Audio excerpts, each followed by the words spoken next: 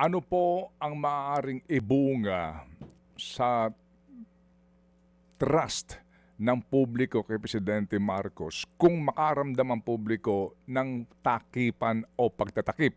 Considering po na hindi naman maitatanggi before the Christmas break, nalantad ho naman doon sa mga affidavit po at statement ng ilang mga taga-DPWH na may mga koneksyon sa tanggapan ng Presidente ang ibang nasasangkot dito sa iskandalong ito at yung kanyang mga sinasabing kaalyado na mga mambabatas ay sangkot dito. Ano ho kaya ang implikasyon nun kung sakasakali na maramdaman ng taong bayan na mukhang may iniiwasan o may pinagtatakpan? Well, pag nangyari yun, maaaring tumaas, no? Ngayon ay 7 sa 10 nagsasabing hindi sila nasisiyahan doon sa pagtugon ng pamahalaan sa paglaban sa katiwalian at korupsyon. Maaaring itong 7 sa 10 na ito magiging 8. Kung mangyayari yan, ay mas lalong bababa ang approval at trust rating ng Pangulo. Kaya sa akin ay dapat magpakita nga ng resulta eh.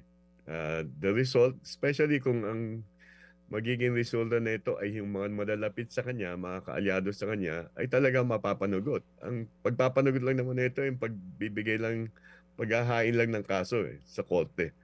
Hindi naman siguro makukulong kaagad yung mga yan. Pero yung paghahain ng kaso sa korte, sa mga kaalyado, yung pinakamalapit na kaalyado ng Pangulo, ay magiging patayan na para masabi na may concrete o resolute, matibay ng paninindigan ng pamahalaan na talagang siseryosuhin nila ang laban sa korupsyon. Mga kapatid, brothers and sisters, saan ka pa? Dito na tayo sa totoo.